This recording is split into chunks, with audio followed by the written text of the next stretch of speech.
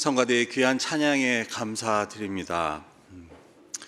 늘 그 마스크를 쓰시고 찬양하시는 성가대를 뵈면 참 감사하면서 또 안타깝기도 한데, 지금 정말 1년이 넘게 그 성가대가 다시 하게 된 것만 보면 1년이 훨씬 넘게 그렇게 찬양하고 계신데, 어서속히 하나님께서 그 마스크를 우리가 벗고 찬양할 수 있는 날을 주시길 기도해 봅니다. 네. 네. 최근 들었던 아멘 소리 중에 가장 큰 것 같습니다. 그리고 또 성가대가 찬양하셨듯이 우리를 부르시는 주님의 음성을 듣고 주님 앞에 이렇게 달려 나오신 여러분들께 하나님께서 오늘 그 준비하신 귀한 은혜, 풍성한 은혜로 한없이 허락하시길 주님의 이름으로 또한 축원합니다.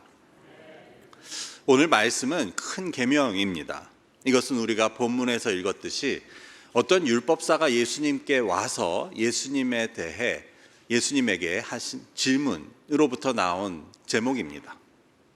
그리고 그 대한 예수님의 대답은 바로 우리가 너무 잘 아는 말씀, 첫째는 하나님을 사랑하라고 하는 것이고, 둘째는 내 이웃을 내 자신과 같이 사랑하라고 하신 그 말씀이었습니다. 우리는 이 말씀을 잘 알고 있지만, 그렇다면 하나님을 사랑하고 이웃을 사랑하는 것은 무엇을 말합니까? 아니, 바꿔 말하면 우리는 어떻게 하나님을 사랑하고 또 이웃을 사랑할 수 있습니까? 오늘 말씀을 통해 우리는 이 질문에 대한 답을 찾는 가운데 예수님께서 말씀하신 그 큰 계명, 가장 중요한 그 계명의 의미에 대해서 함께 나눠보고자 합니다. 이를 통해 우리의 삶이 그 예수님께서 말씀하신 그 큰 계명을 따르는 삶이 될 수 있기를 주님의 이름으로 축원합니다. 오늘 예수님과 그 율법사 사이에 오고 간 대화를 우리가 이해하기 위해서는 그 배경을 좀 살펴볼 필요가 있습니다. 바로 앞에 장인 마태복음 21장에서는 예수님께서 이제 예루살렘에 입성하시는 장면이 기록되어 있습니다. 예수님께서는 이제 그 사역의 막바지에 이르러 십자가에 달려 돌아가시기 위해 이제 제자들과 함께 예루살렘에 들어오시게 된 것입니다. 그런데 예루살렘은 어떤 곳이었습니까? 바로 그 성전이 있는 그 유대교의 중심 도시였고, 그 때문에 유대 종교 지도자들 중에 가장 뛰어난 사람, 가장 높은 사람들이 모여 있는 곳이 바로 그 예루살렘이었습니다. 이전에 갈릴리 지역에서 그 변방에서 예수님께서 말씀을 전하실 때도 바리새인이나 서기관 같은 사람들은 예수님을 찾아와서 예수님께 묻되 어떻게 하면 그 예수님을 트집을 잡을까, 흠을 잡아볼까 하고 우리가 예수님께 질문하였던 것을 알고 있습니다. 근데 이제 예루살렘에서는 대제사장, 서기관, 사두개인, 바리새인 등 그 유력한 유대 종교 지도자들이 말로만 듣던 그 예수님이 이제 예루살렘에 오셨다는 것을 듣고 이제 예수님께 가서 논쟁을 하고 또한 한편으로는 트집을 잡을 그럴 기회를 맞게 된 것입니다. 아니나 다를까 마태복음 21장과 22장에서는 대제사장, 서기관, 사두개인, 바리새인들이 차례차례로 그 예수님을 시험하는 질문을 하고 있는 것이 기록되어 있습니다. 가장 먼저 예수님께서 예루살렘에 입성하시자마자 그 성전에 들어가셔서 거기서 장사하는 자들, 물건을 사고 파는 자들을 내쫓으십니다. 그러자 그 성전에 있던 대제사장과 서기관들은 내가 무슨 권위로 이런 일을 하냐고 예수님을 질책하는 것입니다. 이어서 22장의 앞부분에서는 바리새인의 제자들과 헤롯 왕원들이 예수님께 와서 시저 황제에게, 로마의 황제에게 세금을 내는 것이 옳으냐 아니냐라는 질문을 통해 예수님을 좀 어떻게 올무에 매일 수 있게 할까 하는 질문을 한 것이 또 기록됩니다. 그 이어서는 그 당시 부활이 없다고 믿었던 그 성전의 고위 관리인 사두개인들이 예수님께 와서 그에 관해 묻습니다. 만약에 형이 아들이 없이 죽었는데 그래서 동생이 그 형의 형수를 취해서 아들을 낳았으면 나중에 부활하면 그 여인은 누구의 아내가 되냐? 이런 질문을 예수님께 하는 것이었습니다. 이 모두는 바로 예수님을 시험하는 그러한 질문들이었습니다. 오늘 말씀은 바로 그 뒤에 나오는 이야기입니다. 그래서 사실 오늘도 한 율법사가 예수님을 시험하고자 이런 질문을 했습니다. 오늘 35절의 말씀을 한번 읽어보겠습니다. 그 중에 한 율법사가 예수를 시험하여 묻되, 여기서 율법사는 그 바리새인 중에서도 그 율법을 적용하는 데 특별히 뛰어난 자를 말하는 것이었습니다. 바리새인들이 율법을 연구하는 그러한 학자들이라고 한다면 그 중에서도 그 바리새인 중에서도 율법사는 바로 그 율법을 해석해서 적용하는 전문가들이었습니다. 그래서 어떤 영어 성경에서는 이 율법사를 lawyer,라고 번역하기도 하는 것을 우리는 보게 됩니다. 그 바리새인 중에서도 뛰어난 그 법률 전문가가 예수님께 와서 이런 질문을 한 것입니다. 그러면 이 어느 계명이 가장 크냐는 이 질문이 어떻게 예수님을 시험하는 질문이 되겠습니까? 여러분께서도 잘 아시듯이 구약에서는 그 율법 조항, 무엇을 해야 되고 하지 말아야 되고 하는 율법의 조항들은 상당히 복잡하고 그리고 그 양도 엄청납니다. 그래서 사람들이 세어본 결과 구약에는 613개의 무엇을 하고 하지 말고에 대한 율법의 조항들이 있다고 하는 것입니다. 그러다 보니 보통 사람들은 그것을 다 기억할 수도 없을 뿐더러 또 그것을 다 지키기 힘들기 때문에 그 율법 학자들이 하는 중요한 일 중에 하나는 그 많은 600개가 넘는 율법 중에 어느 것이 더 중요하고 어느 것은 좀 덜 중요한지 이런 것들을 구분하는 일들이 포함되어 있었습니다. 그래서 613개의 계명 중에 248개는 조금 더 중요한 계명으로 분류하고 나머지 365개는 좀 덜 중요한 계명으로 분류해 놓고 또 그 가운데서도 어느 것이 더 중요한지를 논쟁하는 것이 그들의 중요한 일 중에 하나였습니다. 그렇게 볼 때 여기서 율법사는 자기의 전문 분야 중에서 어찌 보면 가장 대답하기 곤란한 질문을 예수님께 하고 있었습니다. 613개 중에서 어느 것이 가장 큰 계명인지 알기 위해선 그 모두를 아주 잘 알고 있어야 하고 또 그 중에 예수님이 어느 하나를 골라서 대답한다고 하셔도 거기에 대해 또 질문을 하고 또 그거를 트집 잡을 만한 그러한 그 일이 있었던 것입니다. 우리의 경우도 좀 가장 곤란한 질문은 어느 게 제일이냐, 어느 게 가장 크냐 하는 그러한 질문 아닙니까? 예를 들어서 아무리 뛰어난 경제학자라고 하더라도 경제학자에게 어느 경제 원리가 가장 중요하다고 생각하느냐라는 질문이든지 아니면 윤리학자에게 어떠한 도덕 기준이 가장 중요하다고 생각하는지 묻는다는 것은 너무 광범위하기도 하고 또한 그것은 사실 하나를 고르기 힘든 질문인 것입니다. 그래서 율법사는 이런 질문을 통해 예수님을 시험해 보려고 예수님이 뭐라고 대답하는지 보고 또 이를 통해 트집 잡을 일은 없을지 노렸던 것입니다. 이런 배경에 대한 우리가 이해를 가지고 이제 우리는 예수님께서 이 율법사에게 가장 큰 계명은 하나님을 사랑하고 또 내 이웃을 내 몸과 같이 사랑하라고 하신 그 의미를 함께 살펴보고자 합니다. 이를 통해 우리의 신앙에 있어서도 하나님 사랑과 이웃 사랑이 가장 중요하다는 것은 무슨 뜻인지를 함께 나누고자 하는 것입니다. 첫 번째로 오늘 예수님의 말씀은 하나님께서 우리에게 원하시는 것은 우리가 모든 사람을 사랑하는 것임을 가르쳐주고 있습니다. 우리는 서로 사랑하라라는 말은 이제 많이 들었습니다. 그런데 예수님께서 말씀하실 때 그것을 듣고 있는 자들은 바로 예수님을 믿는 자들이었기 때문에 이 너희가 서로 사랑하라라는 예수님의 말씀이 믿는 자들, 기독교인들끼리 서로 사랑하라는 말씀인가라고 우리는 해석할 수도 있는 것입니다. 물론 우리의 사랑은 그것에서 시작하는 것이 맞습니다.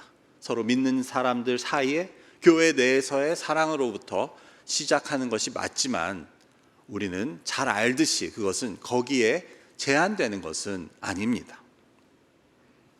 우리가 아는 대로 이는 단지 그리스도인들 사이에서만 사랑하라는 말씀은 아니었습니다. 그래서 오늘 예수님께서는 내 이웃을 사랑하라라고 하시는데 그 이웃은 제한된 범위가 없는 그러한 이웃을 말하고 있는 것입니다. 믿지 않는 사람들, 하나님을 모르는 사람들, 심지어 내가 잘 알지 못하는 사람도 우리의 이웃에 포함될 수 있습니다. 우리는 예수님으로부터 이 이웃에 대한 설명을 들은 그러한 적이 있습니다. 누가복음 10장에 나오는 선한 사마리아인의 비유를 보면 어떤 사람이 예루살렘에서 여리고로 가다가 강도를 만나서 있는 것을 다 뺏기고 맞아서 피를 흘려서 거리에 죽게 쓰러져 있었습니다. 그런데 그를 지나가던 대제사장과 또한 레위인은 그를 보고 그냥 피해서 지나갑니다. 그런데 한 사마리아인은 그를 보고 그를 불쌍히 여겨 기름과 포도주로 그 상처를 싸매어주고 그를 자기의 짐승에 태워 근처의 여관으로 데려가서 밤새 돌보아 줍니다. 그리고 그 다음 날 자신은 길을 가며 그 주인에게 더 돈을 주고 필요한 만큼 이자를 돌보아 주라고 부탁했다는 것입니다. 이 말씀 후에 예수님께서는 그럼 누가 강도 만난 자의 이웃이냐고 물어보십니다. 사실 이 선한 사마리아인을 예수님께서 말씀하시게 된 배경은 오늘 그 율법사와의 대화에서부터 이어지는 것이었습니다. 오늘 마태복음에는 없지만 누가복음 10장에 나오는 기록을 보면 그 율법사에게 내 이웃을 내 몸과 같이 사랑하라고 하고 율법사가 그러면 이웃이 누굽니까? 라고 묻자 이 말씀을 해주신 것입니다. 그래서 우리는 이처럼 사마리아인이 그 강도 만난 자를 도와주었을 때 우리가 사마리아인은 그 강도 만난 자를 알지도 못하는 사람이었고 처음 보는 사람이었다는 것을 알 수 있습니다. 그 사마리아인은 그 강도당한 자가 유대인이었는지 사마리아인이었는지 아니면 이방인이었는지 전혀 알지 못했습니다. 또한 그 피를 흘리고 쓰러져 있지만 그 사람이 나쁜 사람이었을 수도 있는 상황이었습니다. 하지만 사마리아인은 그가 왜 쓰러져 있는지 그가 누구인지를 따지지도 묻지도 않고 그를 돌보아 준 것입니다. 이것이 바로 예수님께서 말씀하시는 그 이웃 사랑이었습니다.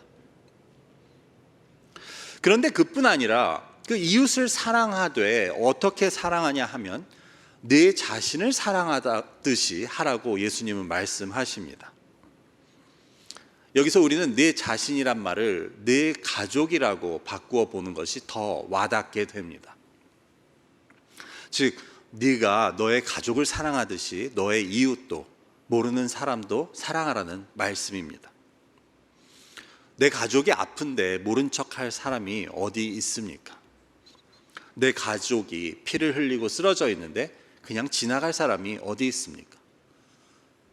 내 가족이 추위에 떨고 있으면 나는 춥더라도 내 옷을 벗어서 주지 않겠습니까? 모르는 사람도 처음 보는 사람도 그런 식으로 사랑하라고 하신 것이 바로 예수님의 말씀이었습니다. 이 정도까지 말씀을 들으면 이건 좀 비현실적이라고 생각하실 분들도 계실 수 있습니다. 어떻게 주위에 있는 모든 사람을 그런 식으로 사랑할 수 있는가 하는 이야기입니다. 이 말씀은 하지만 우리가 동네를 다니며 우리 정말 주변에 있는 이웃들을 다 그런 식으로 사랑하라고 하는 말씀은 분명히 아닐 것입니다.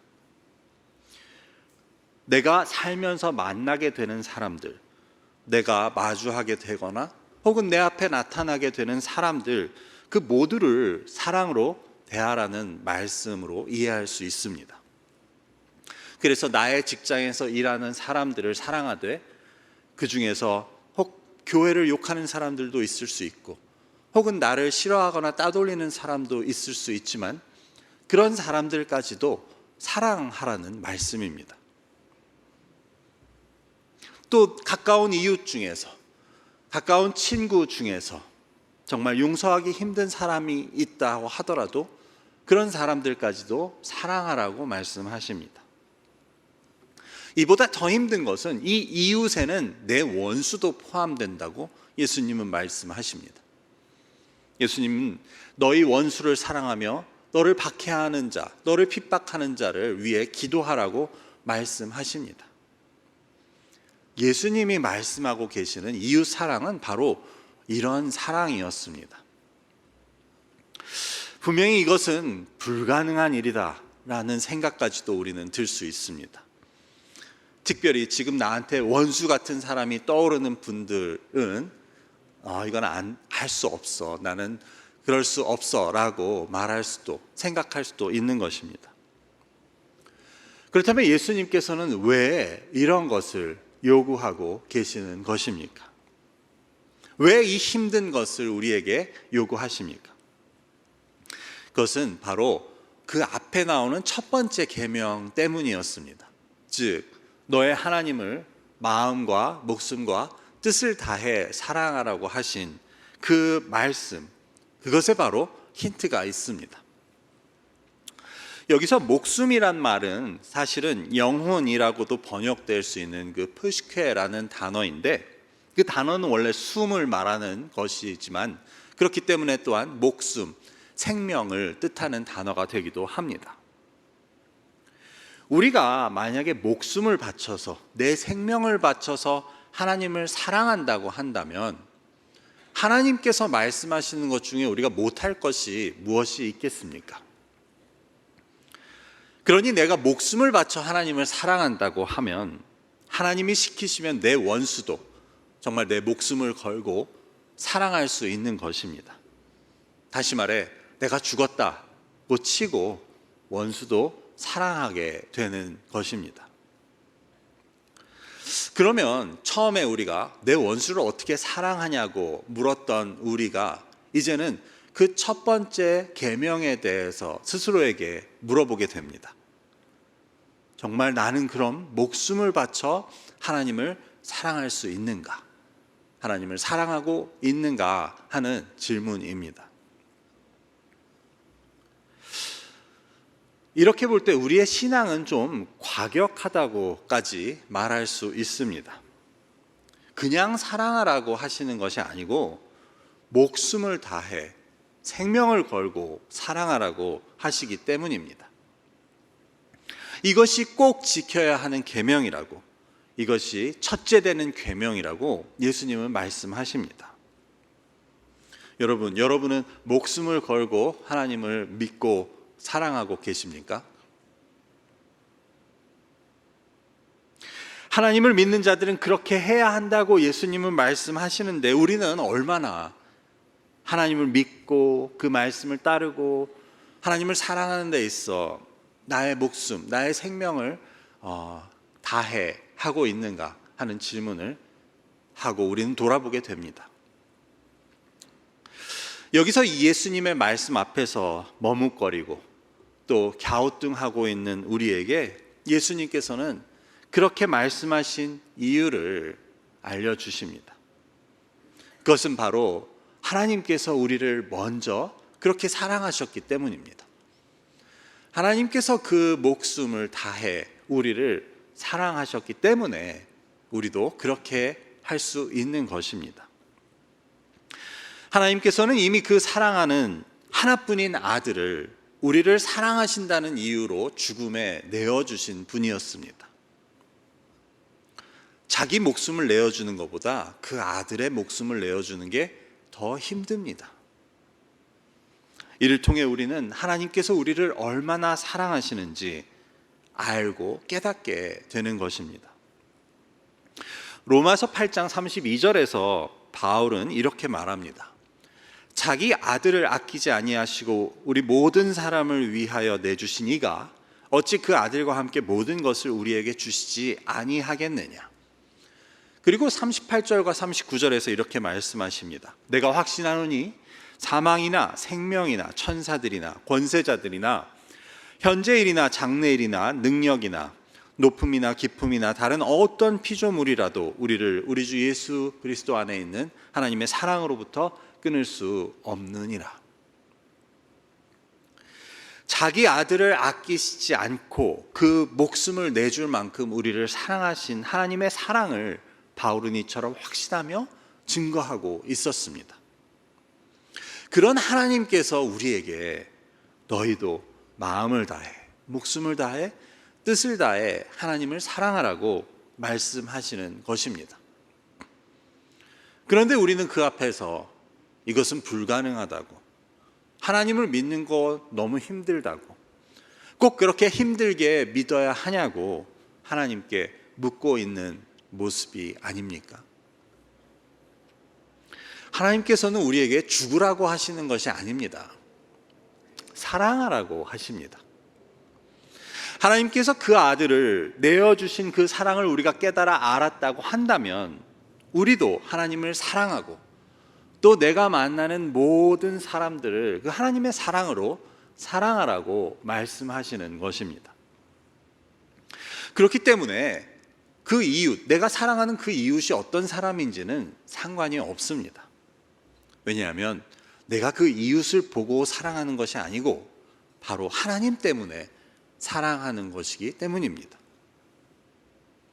하나님 때문에, 하나님을 보고 내가 만나는 모든 사람을 사랑하는 것이기 때문에 그 이웃이 어떤 사람이건 상관없이 우리는 하나님의 사랑으로 사랑할 수 있는 것입니다. 제가 이런 이야기를 하면 좀 제가 오래된 사람이라는 것이 드러날까 봐 좀 그렇지만 여러분 그 송골매라는 그룹 아십니까? 그 노래를 보면 모두 다 사랑하리라는 노래가 있었습니다. 그 후렴에 보면 타오르는 태양도 날아가는 새들도 다 모두 다 사랑하리라는 가사가 있습니다. 그런데 저는 정말 찌는 듯한 여름의 태양도 그 가운데 날아가는 새들을 보며 정말 사랑스러워 보인 적이 있었습니다. 근데 그것은 하나님의 사랑 때문이었습니다. 언젠가 차에 내려 교회를 가며 그 뜨거운 주차장을 지나고 있는데 하늘을 보니 새들이 날아가는 것입니다. 근데 그것이 그렇게 사랑스러워 보일 수가 없었습니다. 노래 가사에서는 자기가 어떤 사람을 사랑하기 때문에 내가 모두를 사랑하리라고 노래하였을지 모르지만 우리가 하나님의 그 크신 사랑을 깨닫게 될 때 그 사랑 안에서는 모든 것이 사랑스러워 보이고 또 그 사랑을 통해 우리는 모든 일을 사랑할 수 있는 것입니다. 결국 이를 볼 때 내 이웃을 내 몸과 같이 사랑하는 것은 나의 의지나 나의 힘을 가지고는 결코 할 수 없습니다. 내 노력으로 되는 것이 아닙니다.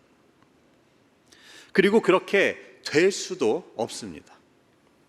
하지만 나를 위해 그 아들의 목숨을 내어주신 그 하나님의 크신 사랑을 우리가 깨닫고 우리가 그 사랑 안에 거한다고 한다면 우리에게는 사랑하지 못할 사람이 없다는 것을 우리는 알게 됩니다. 하나님의 뜻을 따라 모든 사람을 사랑하는 그 사랑이 언제나 좋은 결과로만 이어지지는 않을 수도 있습니다. 혹은 내가 상처를 받을 수도 있고 나에게 손해를 끼칠 수도 있지만 우리는 그 상대를 보고 아니면 그 대가나 결과를 보고 사랑하는 것이 아니기 때문에 하나님만 보고 하나님의 사랑 때문에 사랑하는 것이기 때문에 결국 우리는 모든 사람을 사랑할 수 있는 것입니다. 더욱 중요하게는 우리가 이처럼 이웃을 사랑하는 것을 통해서 우리는 내가 하나님을 목숨을 다해 사랑한다는 것을 드러내 보이게 되는 것입니다. 모든 사람을 사랑하라는 그 말씀을 따름이 없이는 우리는 내가 하나님을 목숨을 다해 사랑한다고 그것을 증거하거나 보일 수 있는 방법은 없습니다. 이웃을 사랑하고 모두를 사랑하는 것은 오직 하나님의 사랑을 통해서만이 가능하다는 것을 우리는 기억해야 합니다. 두 번째로 오늘 말씀은 내가 하는 모든 일들도 사랑으로 해야 한다는 것을 가르쳐 줍니다. 첫 번째 말씀에서 우리가 모든 사람을 사랑해야 한다고 했는데, 그러면 어떻게 우리가 모든 사람을 사랑할 수 있습니까? 그것은 내가 무슨 일을 하든지 모든 일을 사랑으로 하게 되면 이를 통해 우리는 모든 사람을 사랑할 수 있습니다. 왜냐하면 내가 하는 모든 일들, 아무리 작더라도 어떤 큰 중요한 일이라도 그것은 그 사람들과 연결되어 있는 일이기 때문입니다. 앞에서 직장에서 마주하는 사람들을 이야기했는데, 이를 통해 우리는 직장에서 하는 일을 통해 그 직장에 있는 사람들을 사랑하고 또 모든 사람을 사랑하는 마음으로 일을 할 수 있습니다. 내가 무슨 기계를 디자인하면서도 이것을 쓰게 될 사람들을 생각하면서 사랑으로 할 수 있고, 내가 문서를 작성하더라도 이것을 읽거나 이것을 참고할 사람들을 마음에 두고 우리는 사랑으로 할 수 있습니다. 집에서 내가 음식을 만들거나 아니면 문을 고치면서도 나는 이것을 먹고 또 이것을 사용하게 될 가족들을 사랑하는 마음으로 하는 것입니다. 교회는 말할 것도 없습니다. 모든 일을 하나님에 대한 사랑으로 하는 것은 기본이고, 나아가서 우리는 사람을 사랑하는 마음으로 할 수 있습니다.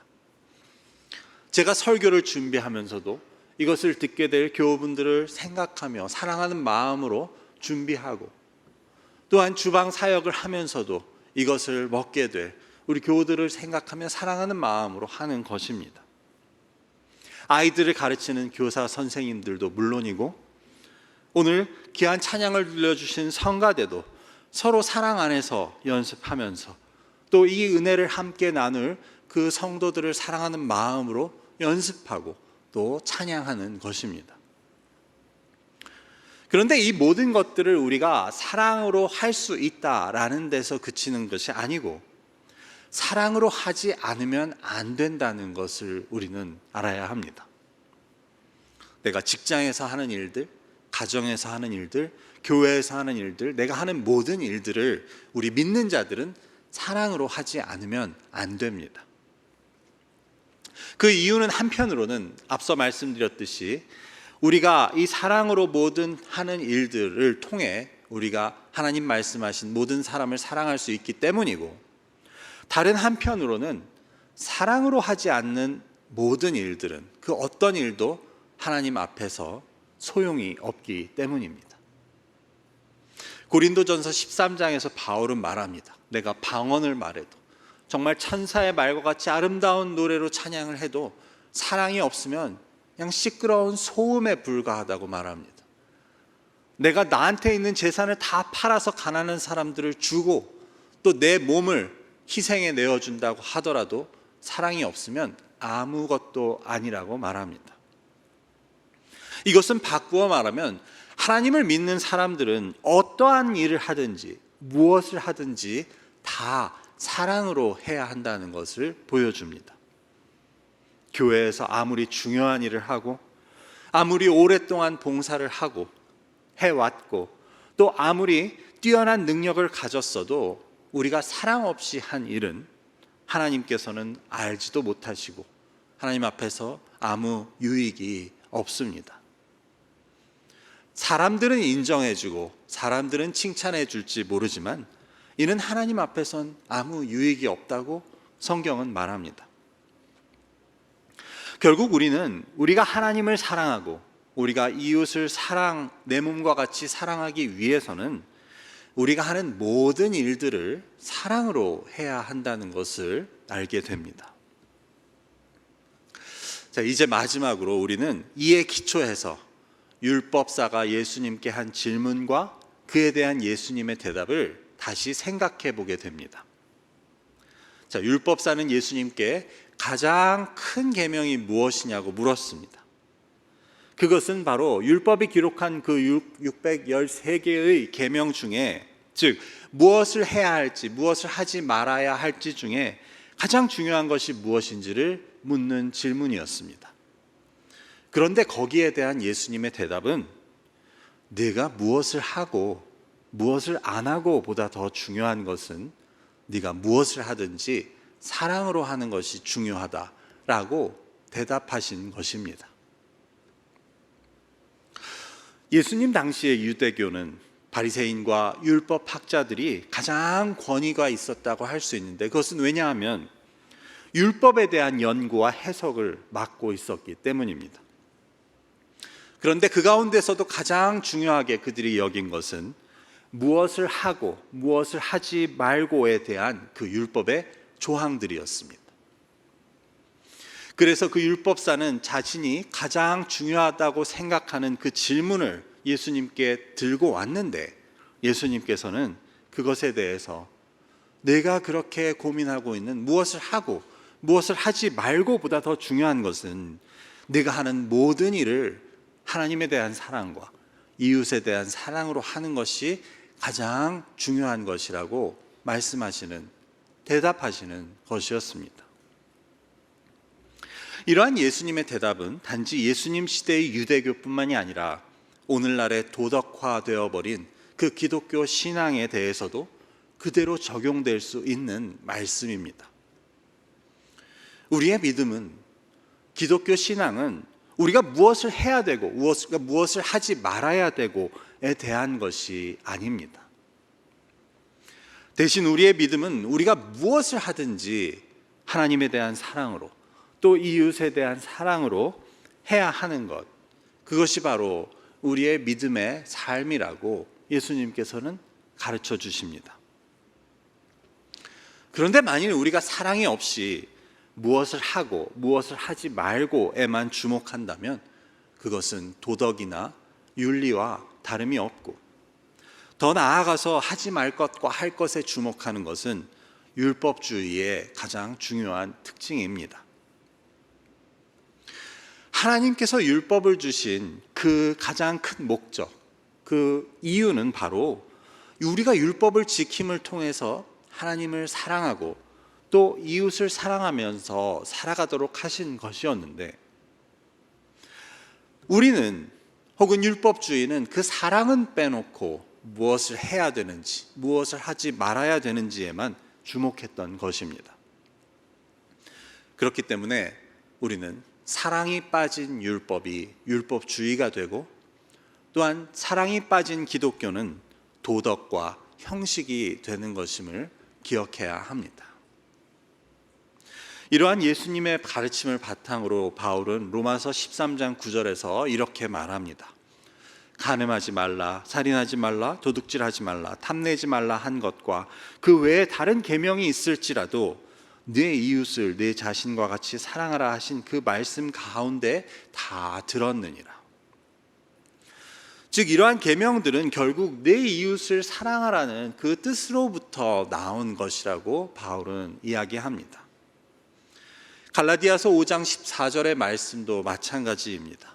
온 율법은 내 이웃 사랑하기를 내 자신과 같이 하라 하신 한 말씀에서 이루어졌나니, 즉 모든 율법의 성취가 바로 사랑을 통해서 이루어진다는 그 예수님의 가르치심을 바울은 전하고 있었습니다.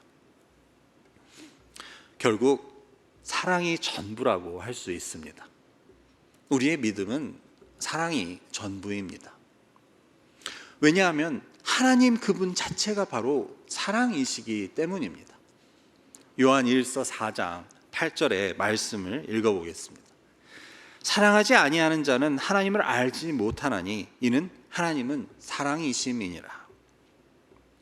하나님 자체가 사랑이시기 때문에 우리의 믿음도 사랑이 전부라고 할 수 있는 것입니다.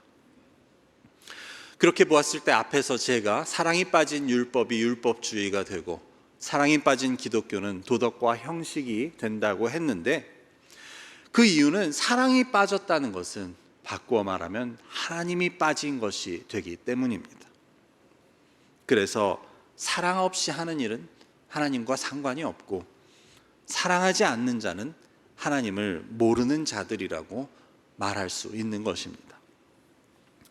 이제 말씀을 맺고자 합니다. 오늘 말씀을 통해 우리는 첫 번째로 하나님께서는 우리가 모든 사람을 사랑하길 바라신다는 것과, 둘째로 우리는 모든 일을 사랑으로 해야 한다는 말씀을 함께 나누었습니다. 이를 통해 결국 우리 믿음에 있어서는 우리가 무엇을 하고 안 하고보다 결국 모든 일을, 우리가 무슨 일을 하든지 그것을 사랑으로 하는 것이 가장 중요하다는 말씀을 함께 나누었습니다. 앞으로 우리가 어디서 무슨 일을 하든지 또 누구를 대하든지 우리가 시기나 미움이나 질투나 원망으로 하지 않고 오직 사랑으로 하심을 통해 사랑이신 그 하나님의 자녀라 인정을 받을 수 있는 저와 여러분이 되시기를 주님의 이름으로 축원합니다. 기도하겠습니다. 아버지 감사합니다. 오늘 율법사와 예수님의 대화를 통하여서 하나님께서 우리를 향하신 뜻, 그 가장 귀한 뜻이 무엇인지 깨닫게 됩니다. 사랑이신 하나님을 믿는다 하면서도 우리의 삶 가운데, 우리의 섬김 가운데 사랑이 없었음을 이 시간 돌아보고 회개합니다. 아버지 하나님, 우리가 무슨 일을 하든지 사랑으로 함을 통하여서 하나님께서 뜻하셨듯이 우리의 모든 사람들을 사랑할 수 있게 하시고 이를 통해 사랑이신 하나님의 자녀라 인정받을 수 있는 우리와 우리 교회가 될 수 있도록 인도하여 주옵소서. 감사하며 예수 그리스도의 이름으로 기도드립니다. 아멘.